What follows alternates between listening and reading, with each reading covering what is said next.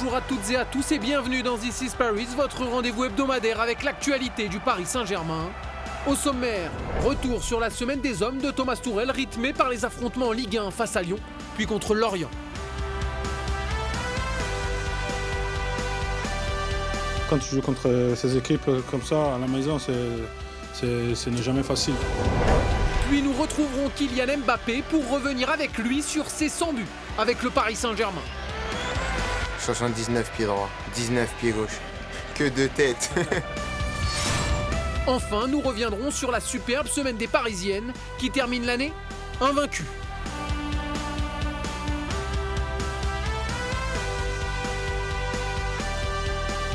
On finit sur une très très bonne note.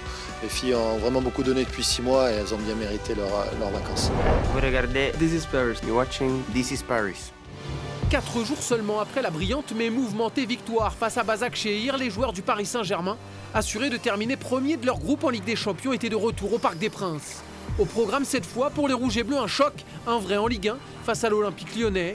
Et pour ce 7e match en 3 semaines, Thomas Tuchel avait décidé de ménager certains de ses joueurs, à commencer par le capitaine Marquinhos.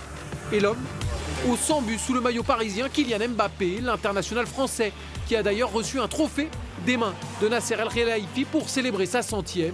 Mais pas question pour autant de se laisser déconcentrer. La preuve, lors de l'échauffement sur la pelouse du parc, tout le monde était appliqué et déterminé avant d'en découdre avec les Lyonnais.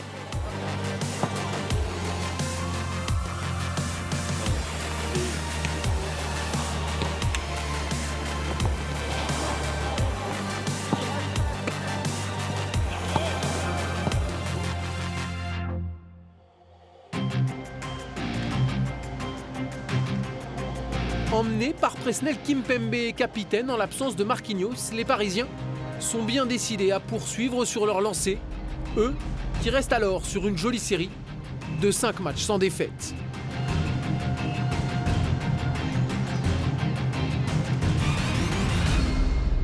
Ils vont d'ailleurs très vite entrer dans la rencontre. Ce sont même eux qui frappent les premiers. Malheureusement, la reprise d'Alessandro Florenzi ne sera pas cadrée.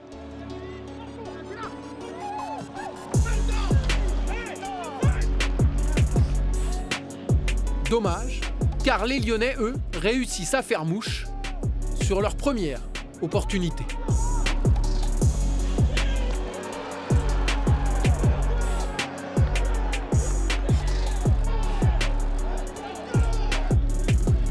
Loin d'être découragés par ce coup du sort, les Parisiens repartent à l'assaut. Et si cette fois Florenzi parvient à cadrer sa volée, Lopez est là pour s'interposer. Une action symbole de ce Paris Saint-Germain motivé, mais incapable de trouver la solution. Oui, on n'était pas prêt pour jouer un match. C'est très facile. Pas prêt mentalement pour jouer un match sur un niveau comme ça. Résultat, en seconde période, Lyon en profite pour tenter de s'échapper. Heureusement, Keylor Navas est toujours aussi vigilant. Pour tenter de faire basculer la rencontre, Thomas Tuchel décide de lancer Kylian Mbappé. Et si l'international français va immédiatement se mettre en lumière, il va malheureusement, lui aussi, buter sur la défense lyonnaise.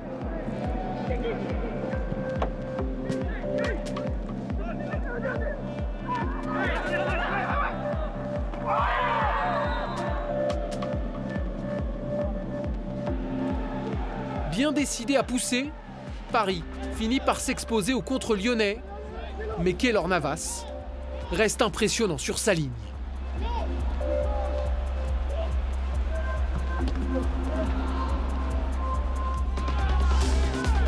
Et Kylian Mbappé, lui, va avoir une dernière possibilité de ramener les siens, mais visiblement, la réussite semble avoir choisi son camp.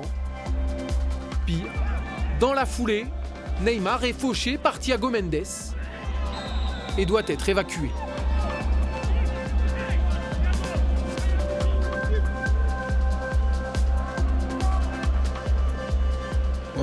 On a vu qu'il avait une nouvelle fois été attaqué. Cette faute est très vilaine, c'est vraiment un tacle moche. Mais j'ai pu le voir dans les vestiaires, il était calme. Et maintenant, on attend les résultats des examens.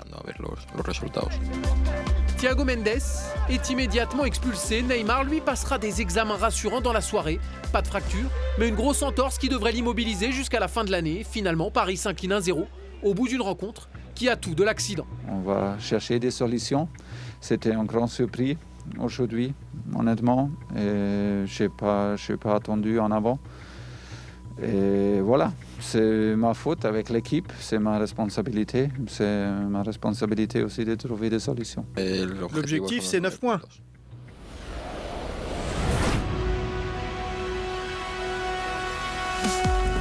Kylian Mbappé, 100 buts pour le Paris Saint-Germain.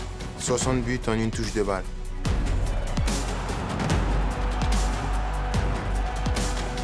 « 19 en 2 touches. 21 en 3 touches ou plus.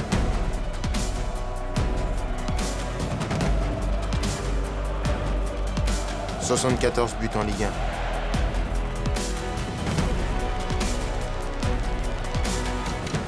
13 en Ligue des Champions. 10 en Coupe de France. 2 en Coupe de la Ligue.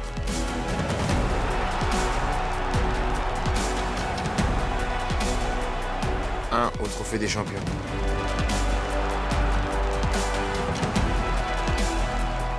« 6 pénaltys. 79 pieds droits. 19 pieds gauche. Que de tête. 48 buts au Parc des Princes.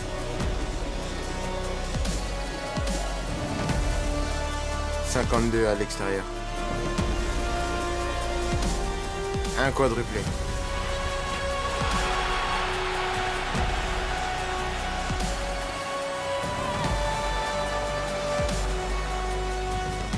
Quatre triplés.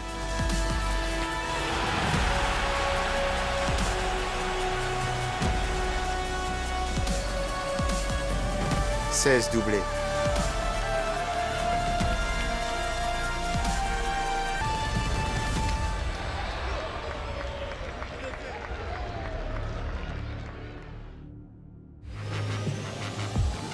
Ouais, le premier, on s'en souvient. Ouais, c'était une grande étape de ma carrière. Signé au Paris Saint-Germain, l'un des meilleurs clubs du monde. C'était le début de l'aventure. J'étais très enthousiaste à l'idée de porter le maillot. C'était un premier match à Metz, je m'en rappelle. Donc c'était vraiment un match hyper important pour moi. Première fois que j'étais avec les coéquipiers, je ne m'étais pas beaucoup entraîné. J'étais en sélection, j'étais arrivé, je me suis entraîné une fois. Je ne connaissais même pas mes coéquipiers bien. Mais il fallait tout de suite être dans le mood, comme on dit. Et voilà, j'ai réussi à marquer ce but et c'était une grande délivrance. J'étais vraiment très heureux. Oui, c'est Presnel qui fait un long dégagement. Et après, je crois que je fais un bon contrôle. J'arrive à passer devant le défenseur et je la prends en volée. Ouais, c'était un match important.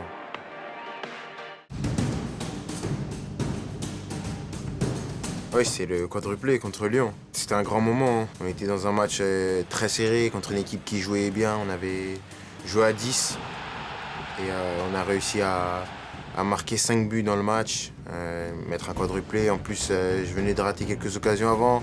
J'étais resté dans le match et marquer 4 buts contre une équipe comme Lyon, c'est quelque chose de fort et j'étais vraiment heureux. Je remercie mes coéquipiers parce qu'ils m'avaient mis dans les meilleures conditions ce jour-là pour performer.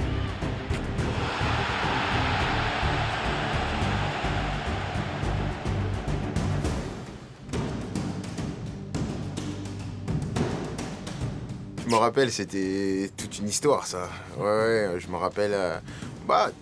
Tu fais une erreur, il faut payer. Après, j'avais payé le prix fort. Je regardais Barça Real dans ma chambre, j'ai pas vu l'heure. Tu arrives en retard. Voilà, après, tu payes le prix fort, mais quand tu fais une erreur, il faut assumer. Et donc, je débute sur le banc, le coach m'enlève de l'équipe. Et voilà, l'équipe fait 0-0, tu rentres déjà. Tu es dans ton match parce que tu es frustré de ne pas jouer, mais en même temps, tu as beaucoup envie de jouer parce que tu as envie de montrer que voilà, tu étais dehors parce que tu es puni. Il ne faut pas que tu t'habitues à jouer sur le banc. Il faut tout de suite montrer que tu es là. Et marquer au Vélodrome en tant que Parisien, c'est quelque chose de fort et ça a fait plaisir au club, aux supporters et c'était le plus important.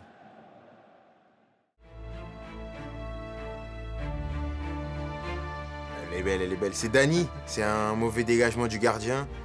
Dani qui me la met juste au-dessus et je la tape en une touche parce que j'ai l'impression, je prends l'info pour regarder le but, mais je regarde pas où est le défenseur, donc je me dis qu'il va me rattraper, donc je la mets en une touche et elle va dans la lucarne, c'était beau. Ney est pas là, Eddy est pas là, je découvre un nouveau poste, tout seul devant numéro 9, j'avais jamais joué tout seul devant numéro 9. Voilà, il faut jouer. C'est sûr que quand il y a des joueurs importants qui sont pas là, c'est plus difficile. C'est vrai qu'on jouait avec des défenseurs ailiers, mais c'était comme ça, il faut s'adapter. Mais c'était une belle période, j'ai réussi à beaucoup marquer. Je me rappelle que je jouais le soulier d'or. Donc c'était une période où j'avais beaucoup marqué et c'était un bon moment dans ma carrière.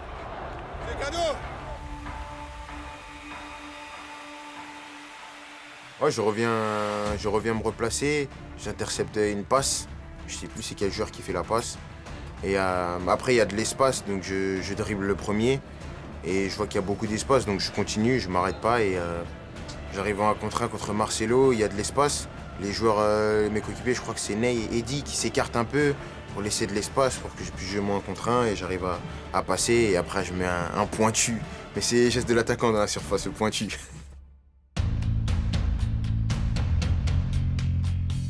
Bon, c'est pas le plus dur à marquer. On va dire que on va essayer de faire les experts foot et dire que j'étais bien placé, mais ouais, il est pas dur à marquer celui-là. Mais il est symbolique et ça fait plaisir de pouvoir marquer son but au Paris Saint-Germain.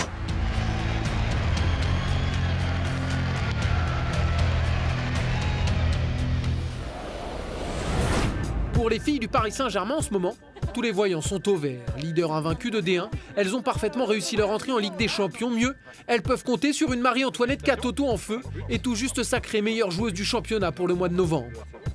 Bref, tout va pour le mieux dans le meilleur des mondes. Alors, au moment de recevoir le Havre à Saint-Germain-en-Laye pour boucler la phase aller, il n'y avait pas grand monde pour s'inquiéter.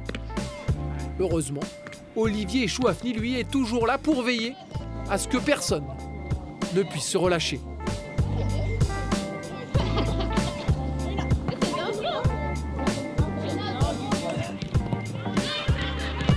C'est une période qui est plutôt difficile, on arrive en fin d'année. Les filles sont sur le terrain depuis la mi-juin.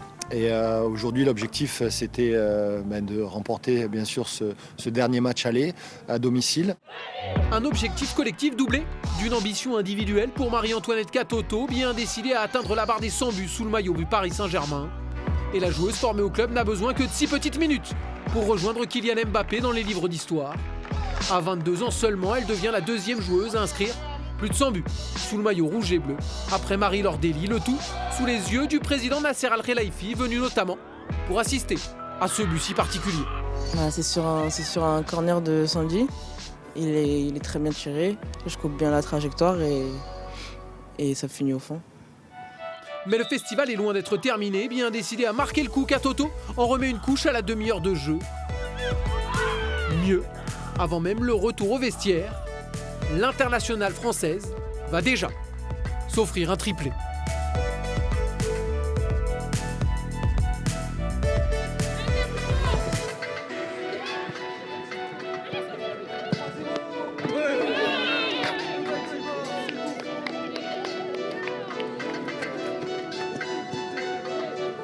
Dès l'entame de la seconde période, la démonstration parisienne se poursuit face à des Havraises dépassées. Marie-Antoinette Katoto décide de partager et joue les passeuses pour Grace Gueyoro. Mais cette journée, c'était bien la sienne. Alors, elle va se charger personnellement de mettre fin au festival en signant un magnifique quadruplé en fin de rencontre. De quoi terminer la phase allée du championnat de la plus belle des façons.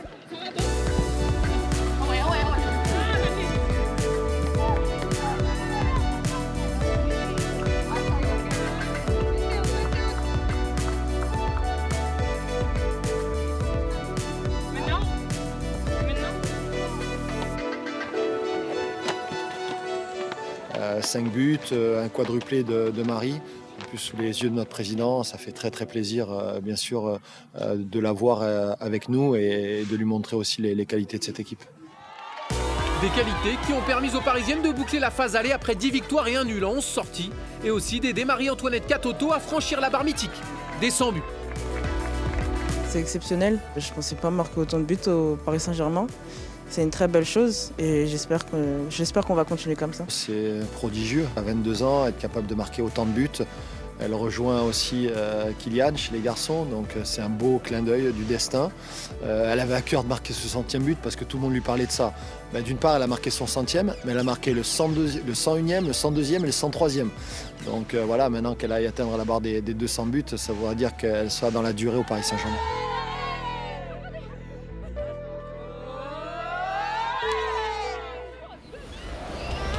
À suivre dans This is Paris, un retour sur le joli succès 2-0 des Parisiens face à Lorient avant de se pencher sur la dernière sortie brillante des filles d'Olivier Chouafny.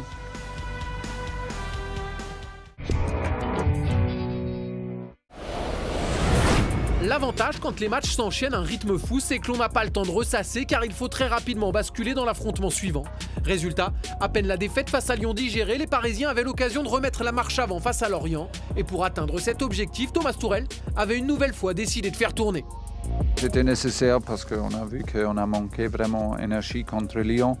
Pour ça, c'était clair qu'on va laisser jouer quelques joueurs qui sont plus frais, qui ont plus de montrer et qui peuvent donner toujours énergie.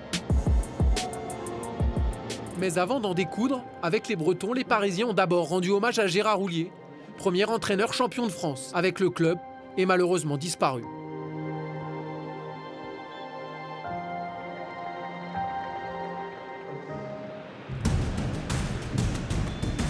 Une fois le coup d'envoi donné, ce sont les Rouges et Bleus qui frappent les premiers. Malheureusement, la tentative d'Idrissa Gueye est repoussée.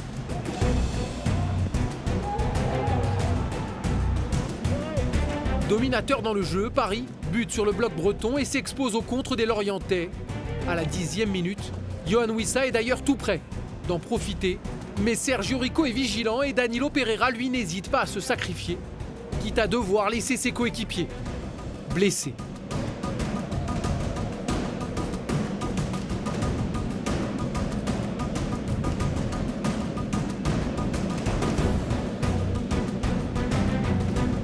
Gênés par la tactique ultra défensive des Bretons, les Parisiens sont une nouvelle fois pris en contre à la demi-heure de jeu. Heureusement, Sergio Rico est toujours aussi impressionnant.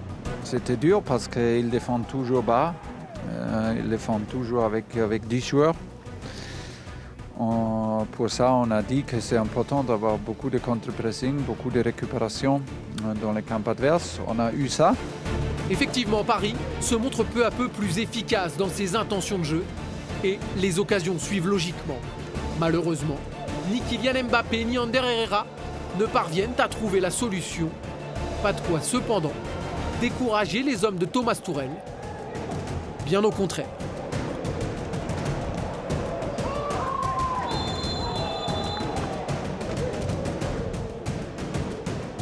Quand tu joues contre ces équipes comme ça à la maison, ce n'est jamais facile. Donc, on a essayé de donner nos 100% en première mi-temps, on n'a pas pu. Et heureusement, en deuxième mi-temps, on a reçu. Effectivement, en seconde période, les efforts parisiens finissent par payer. Parfaitement lancé par Rafinha, Mbappé fait la différence et oblige Gravillon à faire faute. Carton rouge et pénalty que va se charger de transformer sans trembler le numéro 7 parisien. Le match peut enfin basculer.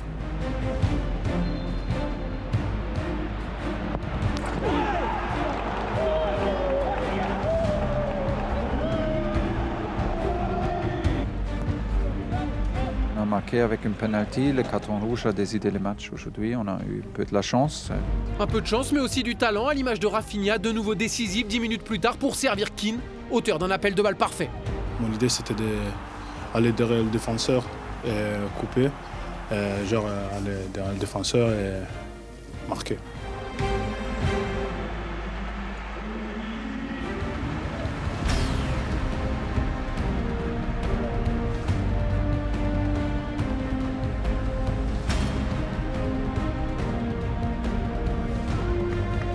À l'abri au tableau d'affichage, les Parisiens vont tout de même se faire quelques frayeurs, mais sans conséquence. Car sur sa ligne, Sergio Rico est véritablement dans un grand soir, suppléant parfaitement Keylor Navas. Mais bien sûr, c'est pas facile pour lui parce qu'il doit être toujours là quand c'est nécessaire. Mais il est super fiable et il a fait encore un bon match pour nous. Comme toujours, hein, quand il joue, il est là. Effectivement, le gardien parisien est là, et bien là. Mieux, quand il semble battu, ses montants sont là pour l'aider et lui permettre de garder sa cage inviolée. Bien sûr, un gardien veut toujours réussir à garder sa cage inviolée. Et la vérité, c'est qu'une telle performance fait beaucoup de bien. C'est un boost de confiance pour continuer à travailler et essayer d'aider l'équipe, ce qui est le plus important.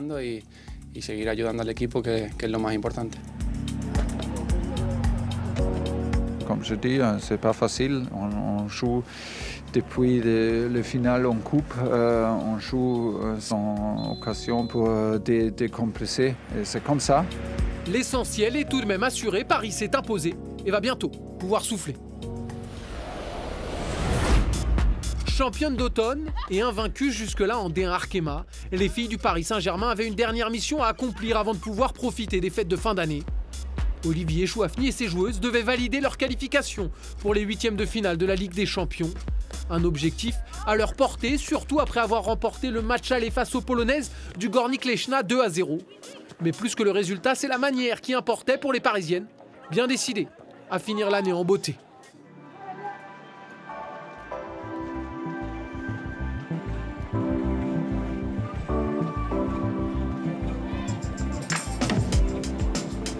Le coach nous l'a répété qu'il fallait que cette année, en fait, ce soit notre année totalement. Il fallait qu'on ait des bons résultats, qu'on finisse correctement cette première partie de saison. Et c'est ce qu'on a fait aujourd'hui. Elles ont même fait mieux que ça, offrant une véritable démonstration. C'est Nadia Nadim qui a lancé le festival à la 21e minute, bien servi par Jordine Huitema. La Canadienne, d'abord passeuse, puis buteuse 3 minutes plus tard, après un superbe mouvement collectif.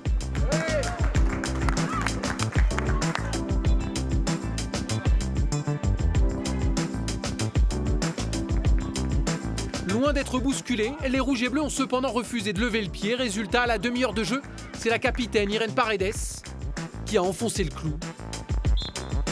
Intenable, les Parisiennes ne vont jamais cesser d'accélérer. Et l'inévitable Marie-Antoinette Katoto va en profiter pour permettre à Paris de mener 4-0 à la pause. De quoi ravir son entraîneur. On est dans la continuité de ce qu'on sait faire, c'est-à-dire voilà, c'est être porté vers l'avant, être capable de marquer aussi sur coup de pied arrêté.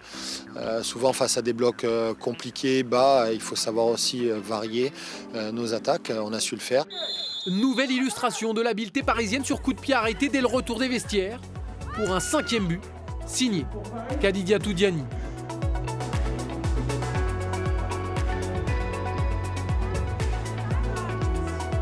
Pas du tout inquiétés, les filles d'Olivier Chouafny vont alors un peu se relâcher. Moment choisi par les Polonaises. Pour réduire l'écart. Rien de grave, car dans la foulée, Irène Paredes va remettre les choses en ordre et de quelle façon, une frappe magnifique qui a surpris tout le monde, y compris son entraîneur. Irène qui marque 2 très beaux buts, soit celui de la tête et puis sa frappe, même si elle n'a pas forcément fait exprès, mais non, je rigole. Finalement vainqueur, 5-1, les Parisiennes terminent l'année invaincues, de quoi avoir droit à un peu de repos, bien mérité. En tout cas, on finit sur une très très bonne note. Les filles ont vraiment beaucoup donné depuis 6 mois et elles ont bien mérité leurs vacances. J'ai envie de dire qu'on a bien terminé l'année. On va aller en vacances, retrouver notre famille, passer un bon Noël et on se retrouve pour la 2e partie de saison.